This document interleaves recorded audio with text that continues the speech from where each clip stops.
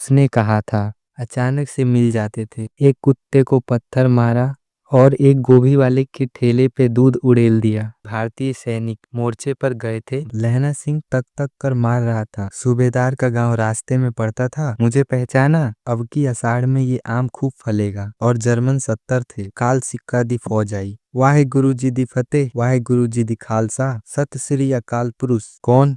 वजीरा सिंह? हाँ। क्या लहना, क्या कयामत आ गई? जरा तो आंख लगने दी होती। साथियों, स्वागत है आपका बीएसईबी की दुनिया में, जहां हम आपको क्लास 12 के हिंदी को कार्टून के माध्यम से पढ़ाते हैं।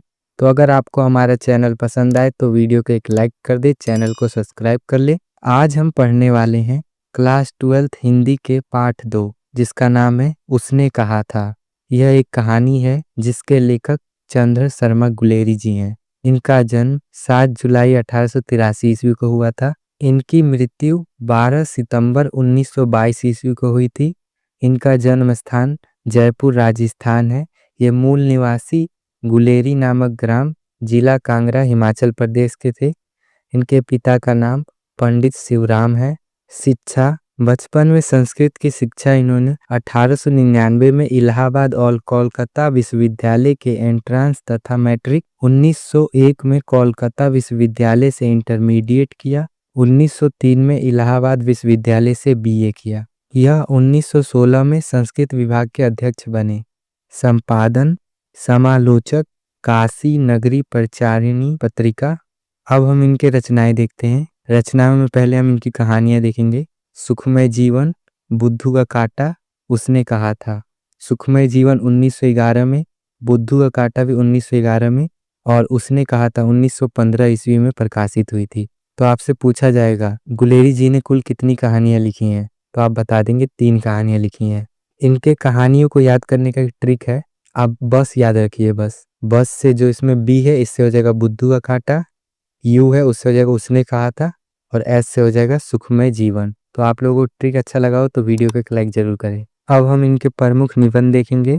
कछुआ धर्म, मारेसी मोहि कुठाव, पुरानी हिंदी, भारतवर्ष, डिंगल, संस्कृत की टिप्रारी, देवनाम प्रिय आदि। ये इनके प्रमुख निबंध हैं। इनके निबंध के लिए भी मैं आपको ट्रिक दे देता हूँ। इसके लिए आपको एक वाक्य याद करना होगा। कछु माँ पूरा भारत डिंगल संस्कृत दे। इतना अगर आप याद कर लेंगे तो हमारा ट्रिक बन जाएगा। कछु से हो जाएगा कछुआ धर्म, माँ से हो जाएगा मारेसी मोहि कुठाव, पूरा से हो जाएगा पुरानी हिंदी, भारत से हो जाएगा भारतवर्ष, और डिंगल से डिंगल ही होगा। संस्कृत से हो जाएगा संस्कृत की टिप्रारी, और दे से हो जाएगा देवनाम प्रिय। इनके निबंध आपको याद हो जाएंगे। इनकी कुछ टिप्पणियां भी हैं।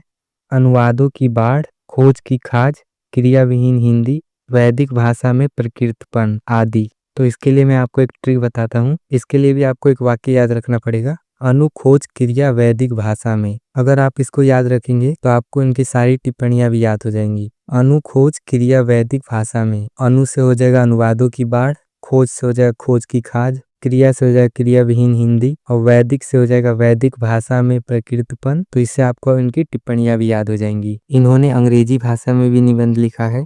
ए poem by Bhasa, a commentary on Vatsyayana's Kamasutra, the literary criticism आदि इनके निबंध हैं। तो आपको इसका पूरा नाम याद रखने की कोई जरूरत नहीं है। A poem, a commentary, the literary. आप लोग बस इतना ही याद रखें, क्योंकि हमको इसको ऑब्जेक्टिव में टिक करना होगा। तो अगर वहाँ पे ये आपको दिखेगा तो आप समझ जाइएगा कि गुलेरी जी की रचना है, और आप वहाँ पे इसको टिक कर सकते हैं। आपको जो ट्रिक बताया गया उसको आप एक पेज पे अच्छे से लिख लेंगे और बार बार देखते रहेंगे, जिससे आपको उस चैप्टर की सारी रचनाएं अच्छे से याद रहेंगी। तो चलिए अब वीडियो में आगे बढ़ते हैं। इस कहानी पर विमल रॉय ने फिल्म बनाई है। चंद्र शर्मा गुलेरी जी द्विवेदी युग के कवि थे। यह कहानी हिंदी विकास में मील का पत्थर मानी जाती है। अब हम चलते कहानी की ओर। ये एक लड़का है और ये एक लड़की। लड़के का नाम लहना सिंह होता है और लड़की का नाम किताब में दिया नहीं गया है, पर जब ये बड़ी हो जाती है तो इसका नाम सूबेदारनी पड़ता है। लड़का जो होता है ये इस कहानी का नायक है, और ये 25 साल बाद 77 नंबर राइफल्स में जमादार बन जाता है। लहना सिंह का एक भाई होता है जिसका नाम कीरत सिंह होता है। 25 साल बाद सूबेदारनी सूबेदार हजारा सिंह की पत्नी बन जाती हैं, और उनका एक बेटा होता है जिसका नाम बोधा सिंह होता है। ये फिरंगी मैम है, ये उद्यमी है, ये वजीरा सिंह है, ये महासिंह है। वजीरा सिंह विदूषक होता है पलटन का। ये लफ्टन साहब है। ये तुर्की मौलवी। और ये पलटू राम इस कहानी में डाक बाबू है। दोस्तों, कहानी की ओर बढ़ने से पहले आप लोग अगर हमारे चैनल को अभी तक सब्सक्राइब नहीं किया तो चैनल को सब्सक्राइब कर लें और वीडियो को एक लाइक कर दें। तो अब चलते हैं हम कहानी की ओर। यह कहानी 5 खंडों में बटी हुई है। कहानी का पहला खंड अमृतसर के भीड़ भरे बाजार से शुरू होता है, जहाँ के टांगे वालों के बोलने का तरीका इतना अच्छा होता है कि सुनने वाले के मन मोह ले। यदि कोई बुढ़िया टांगे के सामने आ जाए और टांगे वाले के बोलने पर भी ना हटे तो टांगे वाले बड़ी ही मीठी स्वर में कहते हैं, हट जा जीने जोगिए, हट जा कर्मा वाली, हट जा पूता प्यारी, बच जा लंबी वाली। इसका अर्थ होता है, तू जीने योग्य है, तू भाग्यों वाली है, तू प्रो को प्यारी है, लंबी उम्र तेरे सामने है, तू क्यों मेरे पहियों के नीचे आना चाहती है, बच जा। एक दिन एक 8 साल की सिख लड़की एक टांगे के नीचे आने ही वाली थी, तभी वहां पर एक 12 साल का सिख लड़का आकर उस लड़की को बचा लेता है। दोनों लड़का और लड़की चौक की दुकान पर आए थे। लड़का अपने मामा के बाल धोने के लिए दही लेने आया था और लड़की रसोई के लिए बढ़िया। दुकानदार एक परदेसी से लड़ रहा था क्योंकि वो शेर भर गीले पापड़ों को गिने बिना जाना नहीं चाहता था। तभी लड़का लड़की से पूछता है, तेरा घर कहाँ है? तो लड़की कहती है, मंगरे में। फिर लड़की पूछती है, तेरा घर कहाँ है? तो लड़का कहता है, मांझे में। फिर लड़का पूछता है, तू यहाँ कहाँ रहती है? तो लड़की कहती है, अत्तर सिंह की बैठक में, वे मेरे मामा लगते हैं। तो लड़का कहता है, मैं भी यहाँ मामा के यहाँ हूँ, उनका घर गुरु बाजार में है। इतने में दुकानदार निपटा और इनका सौदा देने लगा। सामान लेकर दोनों साथ साथ चले। कुछ दूर जाकर लड़के ने मुस्कुराकर पूछा, तेरी कुड़माई हो गई? कुड़माई का अर्थ होता है सगाई। तेरी कुड़माई हो गई? इस पर लड़की कुछ आंख चढ़ाकर धत कहकर दौड़ गई और लड़का मुंह देखता रह गया। फिर वो दोनों दूसरे तीसरे दिन सब्जी वाले के यहाँ, दूध वाले के यहाँ अचानक से मिल जाते थे। महीनों तक यही हाल रहा। 2-3 बार लड़के ने फिर पूछा, तेरी कुड़माई हो गई? और उत्तर में वही धत मिला। एक दिन जब फिर लड़के ने वैसे ही हंसी में चिढ़ाने के लिए पूछा, तब लड़की ने लड़के की संभावना के विरुद्ध बोला, हाँ हो गई। लड़का बोला, कब? कल। देखते नहीं ये रेशम से कढ़ा सालू। इतना कहकर लड़की भाग गई। लड़का अपने घर जाने लगा।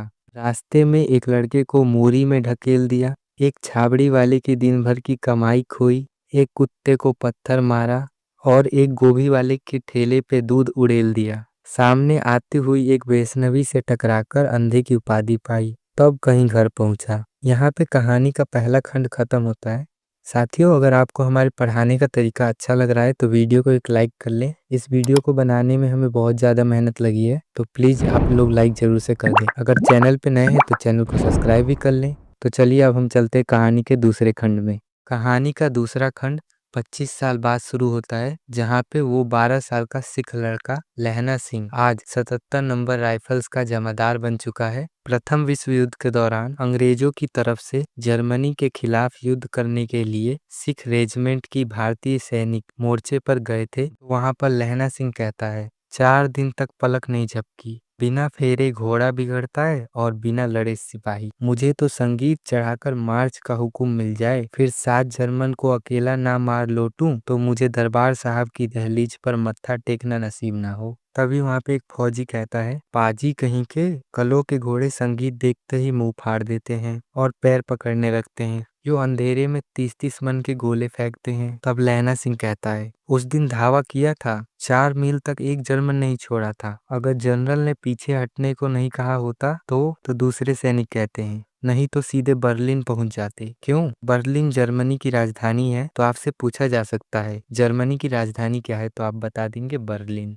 तब सूबेदार हजारा सिंह मुस्कुराकर कहते हैं, लड़ाई के मामले में जमादार या नायक के चलाए नहीं चलते, बड़े अफसर दूर की सोचते हैं। 300 मील का सामना है, एक तरफ बढ़ जाए तो क्या होगा? तो लहना सिंह बोला, सच है सूबेदार जी, पर क्या करें, हड्डियों में तो जाड़ा धस गया है, सूरज निकलता नहीं और खाई के दोनों तरफ चंबे की बावलियों में से सोते झड़ रहे हैं। एक धावा हो जाए और गर्मी आ जाए। आपसे एग्जाम में ऐसे पूछा जाता है, आपको एक कथन दे दिया जाएगा, जैसे हड्डियों में तो जाड़ा धस गया है, यह कथन किसका है? तो आप लोग कमेंट में बताएंगे यह कथन किसका है। सूबेदार हजारा सिंह कहते हैं, उद्यमी उठ, सिगड़ी में कोयले डाल। वजीरा, तुम 4 जन बाल्टी लेकर खाई का पानी फेंको। महासिंह, शाम हो गई है, खाई के दरवाजे का पहरा बदल दो। यह कहते हुए सूबेदार हजारा सिंह सारी खंदक में चक्कर लगाने लगता है। वजीरा सिंह पलटन का विदूषक था।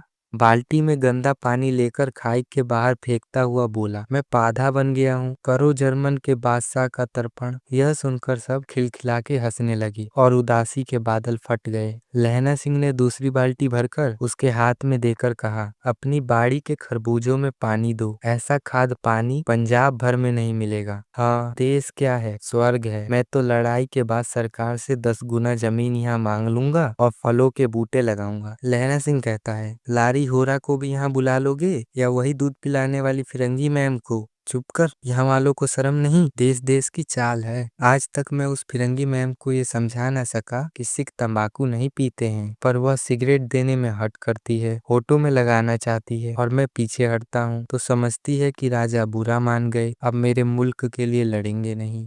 तभी सूबेदार हजारा सिंह पूछते हैं, अब बोधा सिंह कैसा है? तो लहना सिंह कहता है, अच्छा है। तो वहां पे दूसरा सैनिक लहना सिंह से कहता है, जैसा कि मैं जानता ही नहीं, रात भर तुम अपने दोनों कंबल उसे उड़ाते हो और आप सिगड़ी के सहारे गुजारा करते हो। बोधा सिंह के पहरे पर आप पहरा दे आते हो, अपनी सूखी लकड़ी के तख्ते पर उसे सुलाते हो और आप कीचड़ में पड़े रहते हो। कहीं आप ठंडे ना पड़ जाना। जाड़ा क्या है, मौत है, और निमोनिया से मरने वालों को मुरब्बे नहीं मिला करते।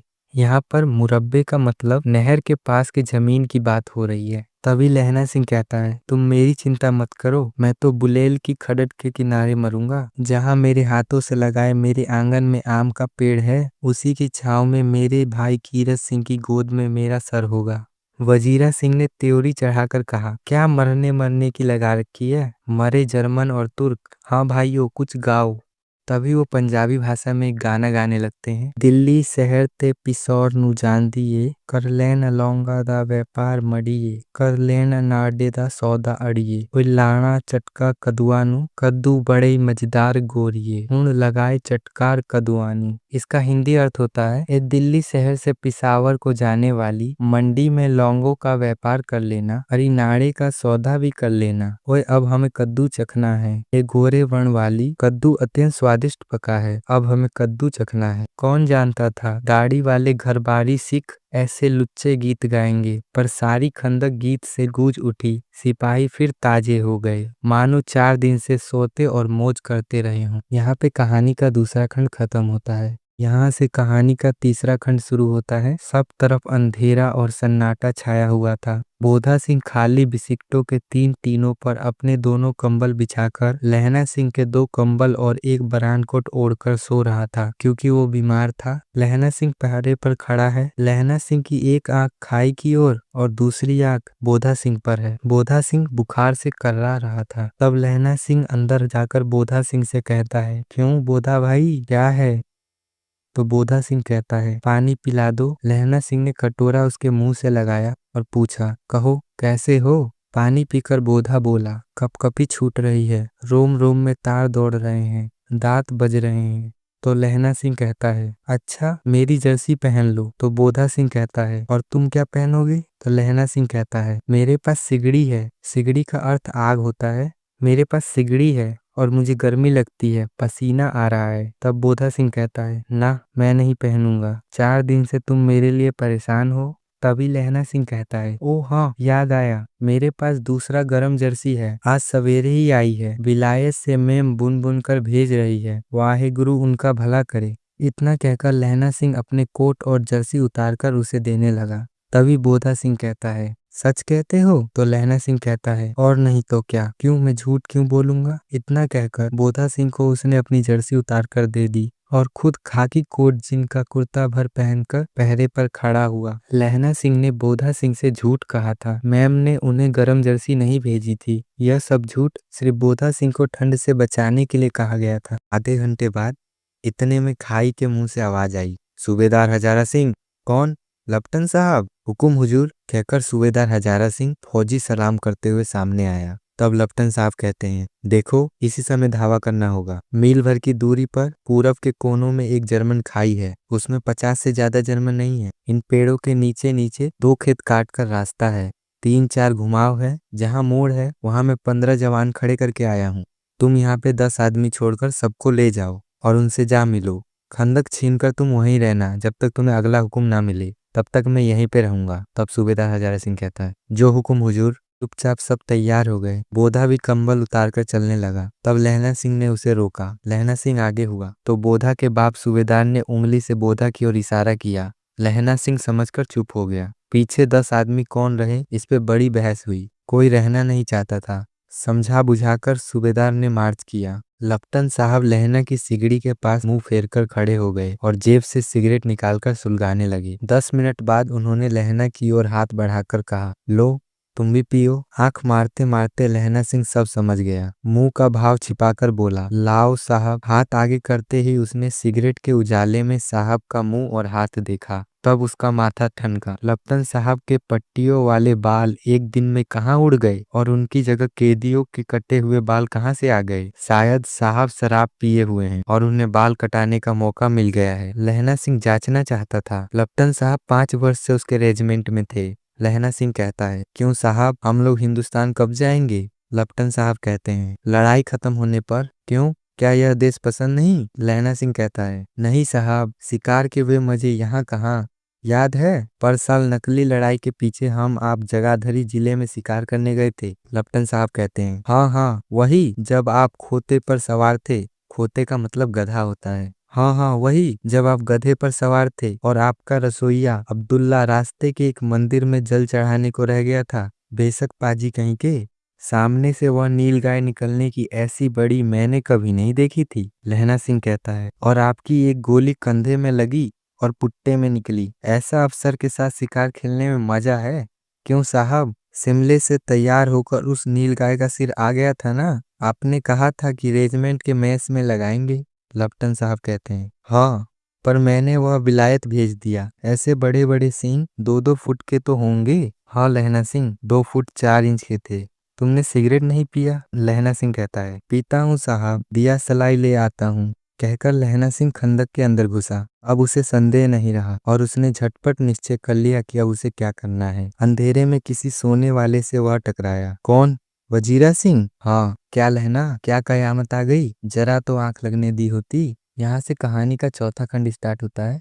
लहना सिंह कहता है, होश में आओ, कयामत आ गई है और लप्टन साहब की वर्दी पहन के आ गई है। वजीरा सिंह कहता है, क्या? लप्टन साहब या तो मारे गए हैं या कैद हो गए हैं। उनकी वर्दी पहन के कोई जर्मन आया है। सूबेदार ने इसका मुंह नहीं देखा पर मैंने देखा है और इससे बात की है। सोफर साफ उर्दू बोलता है पर किताबी उर्दू, और मुझे पीने को सिगरेट दिया है। वजीरा सिंह कहता है, तो अब क्या? लहना सिंह कहता है, अब सब मारे जाएंगे। हमारे साथ धोखा हुआ है। सूबेदार कीचड़ में चक्कर काटते फिरेंगे और यहाँ खाई पर धावा होगा, उधर उन पर खुले में धावा होगा। उठो, एक काम करो, लप्टन के पैरों के निशान देखते देखते दौड़ जाओ। अभी बहुत दूर नहीं गए होंगे। सूबेदार से कहो कि एकदम वापस लौट आए। खंदक की बात झूठ है। चले जाओ, खंदक के पीछे से निकल जाओ। देखना एक पत्ता भी ना हिले। देर मत करो। वहां पर एक फौजी कहता है, हुकुम तो ये है कि यहीं रहे। वजीरा सिंह कहता है, ऐसी तैसी हुकुम की? मेरा हुकुम जमादार लहना सिंह, जो इस वक्त यहाँ सबसे बड़े अफसर हैं, उसका हुकुम है। लहना सिंह कहता है, मैं लप्टन साहब की खबर लेता हूँ। पर यहाँ तुम तो 8 ही हो। लहना सिंह कहता है, 8 नहीं 10 लाख। एक एक अकालिया सिख 1.25 लाख के बराबर होता है। चलो जाओ। लौटकर खाई के मुहाने पर लहना सिंह दीवार में चिपक गया। उसने देखा कि लप्टन साहब ने जेब से बेल के बराबर 3 गोले निकाले हैं। तीनों को जगह जगह खंदक की दीवारों में घुसेड़ दिया और तीनों में एक तार सा बांध दिया है। तार के आगे सूत की एक गुत्थी थी जिसे सिगरेट के पास रखा। बाहर की तरफ एक दिया सलाई जलाकर गुत्थी पर रखने गए।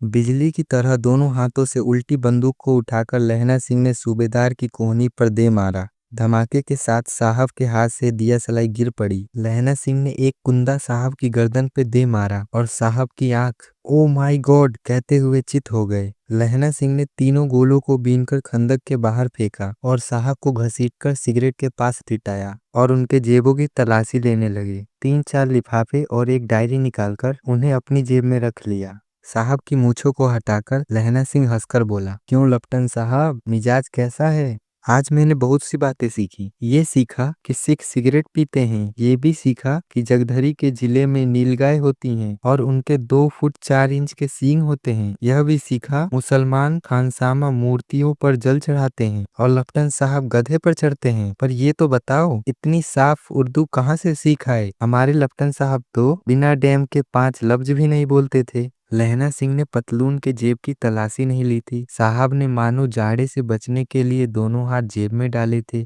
लहना सिंह कहता है, चालाक तो बड़े हो तुम, पर मांझे का लहना इतने बरस लपटन साहब के साथ रहा है कि उसे चकमा देने के लिए तुम्हें 4 आंखें चाहिए। 3 महीने हुए, एक तुर्की मौलवी मेरे गांव आया था। औरतों को बच्चे होने की ताबीज बांट रहा था और बच्चों को दवाई देता था। चौधरी के बड़ के नीचे मंजा बिछाकर हुक्का पीता रहता था और कहता था, जर्मनी वाले बड़े पंडित हैं, वेद पढ़ पढ़ के विमान चलाने की विद्या जान गए हैं। गाय को नहीं मारते, हिंदुस्तान में आ जाएंगे तो गाय हत्या को बंद कर देंगे। मंडी के बनियों को बहकाता था कि डाक खाने से रुपए निकाल लो, सरकार का राज खत्म होने वाला है। डाक बाबू पलडू राम भी डर गया था। मैंने मुल्ला जी की दाढ़ी मोड़ दी और गांव से बाहर निकाल कर कहा था, जो मेरे गांव में अब पैर रखा तो इतने में ही साहब की जेब में से पिस्तौल चला और लहना की जांघ में गोली लग गई। इधर लहना की हेनरी मार्टिनी के 2 फायर ने साहब की कपाल क्रिया कर दी। हेनरी मार्टिनी एक बंदूक का नाम होता है जो लहना सिंह ने लिया था। धड़ाक सुनकर सब दौड़ आए। बोधा चिल्लाया, क्या है? लहना सिंह ने उसे यह कहकर सुला दिया कि एक हड़का हुआ कुत्ता आया था, मार दिया, और औरों से सब हाल कह दिया। सब बंदूक लेकर तैयार हो गए। लहना ने साफा फाड़कर घाव की दोनों तरफ पट्टी कसकर बांधी। घाव मांस में ही था।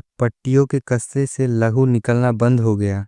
इतने में 70 जर्मन चिल्लाकर खाई में घुस पड़े। सिक्कों की बंदूक की बाढ़ ने पहले घाव को रोका, दूसरों को रोका, पर यहाँ थे 8। लहना सिंह तक तक कर मार रहा था। वह खड़ा था और सब लेटे हुए थे और जर्मन 70 थे। अपने मुर्दे भाइयों के शरीर पर चढ़कर जर्मन आगे घुस आते थे। थोड़ी मिनटों में अचानक आवाज आई, वाहे गुरु जी की फतेह, वाहे गुरु जी की खालसा, और धड़ाक धड़ाक बंदूक के फायर जर्मन की पीठ पर पड़ने लगे। एंड मौके पर जर्मन 2 चक्के के पाटों के नीचे आ गया। पीछे से सूबेदार हजारा सिंह के जवान आग बरसाते थे और सामने से लहना सिंह के साथी संगीन चला रहे थे। पास आने पर पीछे वालों ने भी संगीन पिरोना शुरू कर दिया। एक किलकारी और अकाल सिक्का दी फौज आई। वाहे गुरु जी दी फतेह, वाहे गुरु जी दी खालसा, सत श्री अकाल पुरुष, और लड़ाई खत्म हो गई। 63 जर्मन या तो खेत रहे थे या कर्रा रहे थे। सिखों में 15 के प्राण गए। सूबेदार के दाहिने कंधे में गोली आर पार निकल गई। लहना सिंह की पसली में एक गोली थी। उसने घाव को खंदक की गीली मिट्टी से छुपा लिया और बाकी का साफा कसकर कमरबंद की तरह लपेट दिया। किसी को खबर नहीं थी कि लहना सिंह का दूसरा घाव भारी घाव लगा है। लड़ाई के समय चांद निकल आया था, ऐसा चांद जिसके प्रकाश से संस्कृत कवियों का दिया हुआ क्षय नाम सार्थक होता है। और हवा ऐसी चल रही थी जैसे कि वाण भट्ट की भाषा में दंत वीणोपदेशाचार्य कहलाती है। दंत वीणोपदेशाचार्य का अर्थ होता है दांतों से वीणा बजाने का उपदेश देने वाली।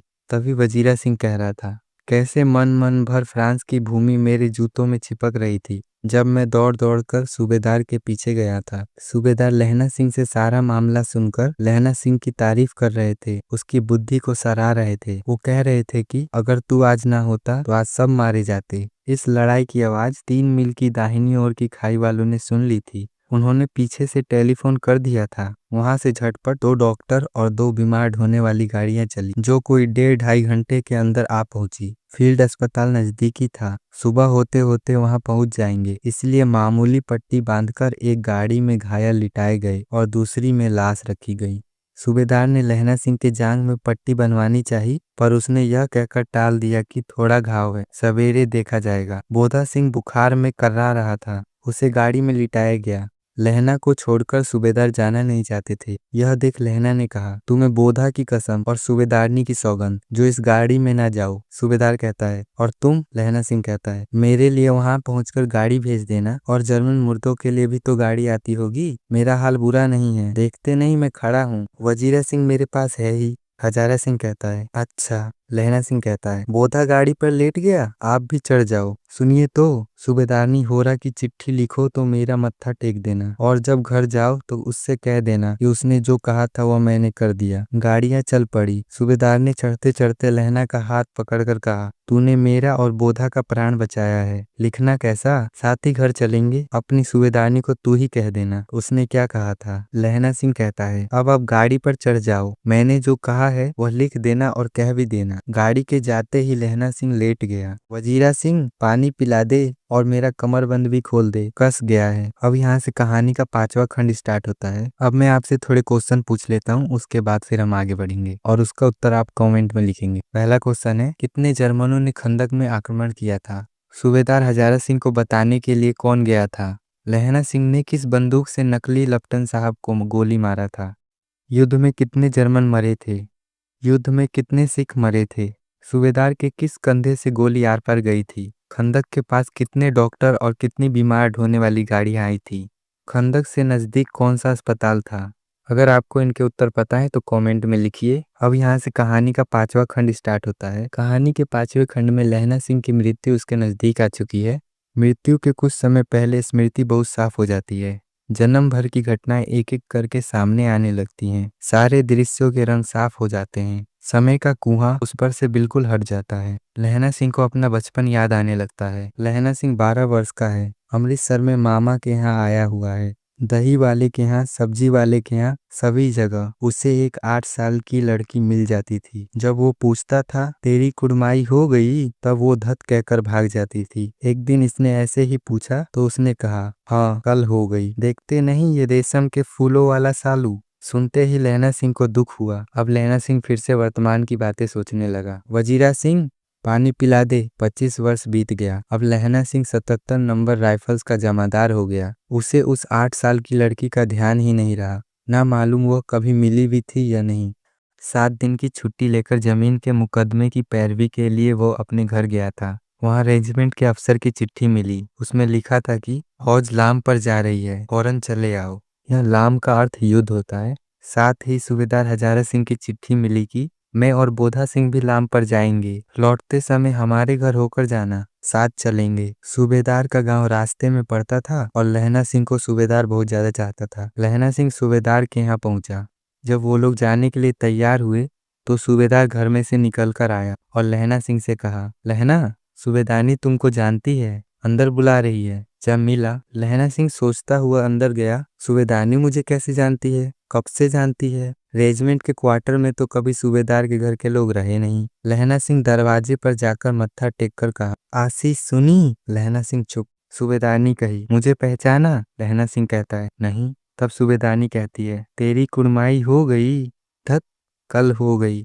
देखते नहीं रेशम से बूटे वाले सालू। अमृतसर में भाव की कर्राहट में लहना सिंह ने करवट बदला। पसली का घाव बह निकला। वजीरा, पानी पिला, उसने कहा था। लहना सिंह सपने में सोचता है, सूबेदारनी कह रही है, मैंने तेरे को आते ही पहचान लिया। एक काम कहती हूँ, मेरे तो भाग फूट गए। सरकार ने बहादुरी का खिताब दिया है, लायलपुर में जमीन दी है, आज नमक हलाली का मौका आया है, पर सरकार ने हम तीमियों को घघरिया लपटन क्यों ना बना दी, जो अभी सूबेदार जी के साथ चल रही है। एक बेटा है, फौज में भर्ती हुए उसे 1 ही वर्ष हुआ है, उसके पीछे 4 और हुए, पर एक भी नहीं बचा। सूबेदारनी रोने लगी। अब दोनों जाते हैं। तुम्हें याद है, एक दिन टांगे वाले के घोड़ा दही वाले के दुकान के पास बिगड़ गया था। तुमने उस दिन मेरे प्राण बचाए थे। आप घोड़े के लातों में चल गए थे और मुझे उठाकर दुकान के तख्ते पर खड़ा कर दिया था। ऐसे ही इन दोनों को बचाना, यह मेरी भिक्षा है। तुम्हारे आगे मैं आंचल पसारती हूँ। रोती रोती सूबेदारनी अंदर चली गई। लहना भी आंसू पोंछता हुआ बाहर आया। वजीरा सिंह, पानी पिला, उसने कहा था। लहना का सिर अपने गोद में रखकर वजीरा सिंह बैठा। जब मांगता है तब पानी पिला देता है। आधा घंटा तक लहना चुप रहा, फिर बोला, कौन? कीरत सिंह? वजीरा सिंह ने कुछ समझकर कहा, हाँ। लहना सिंह कहता है, भैया मुझे और ऊंचा कर ले, अपने पट्टे पर मेरा सिर रख ले। वजीरा ने वैसा ही किया। अब ठीक है, पानी पिला दे। बस, अब की आषाढ़ में ये आम खूब फलेगा। चाचा भतीजा दोनों यहीं बैठकर आम खाना। जितना बड़ा तेरा भतीजा है उतना ही यह आम है। जिस महीने उसका जन्म हुआ था उसी महीने इसे लगाया था। वजीरा सिंह के आंसू टप टप टिपक रहे थे। कुछ दिन बाद लोगों ने अखबार में पढ़ा, फ्रांस और बेल्जियम 68वीं सूची मैदान में घाव में मरा नंबर 77 सिख राइफल जमादार लहना सिंह। ये कहानी यहीं पे ख़त्म होती है। अगर आपको कोई भी डाउट हो तो आप कमेंट में पूछ सकते हैं। अब मैं आपसे कुछ इसके क्वेश्चन पूछ लेता हूँ। लहना सिंह कितने नंबर का जमादार था? कीरत सिंह कौन था? साथियों, इस वीडियो को बनाने में बहुत दिन लगे हैं, तो आपसे नर्म निवेदन है वीडियो को लाइक करें ताकि हम आगे भी आपके लिए ऐसी वीडियो लाते रहें। अब आपको इस चैप्टर के ऑब्जेक्टिव और सब्जेक्टिव वाली वीडियो का लिंक मैं डिस्क्रिप्शन में दे दूंगा, वहां से आप लोग जाके देख सकते हैं, या आप लोग यहाँ पे एंड बटन पे भी क्लिक करके देख सकते हैं। तो वीडियो आपको पसंद आई हो तो वीडियो को लाइक करें, चैनल को सब्सक्राइब करें। Thank you for watching.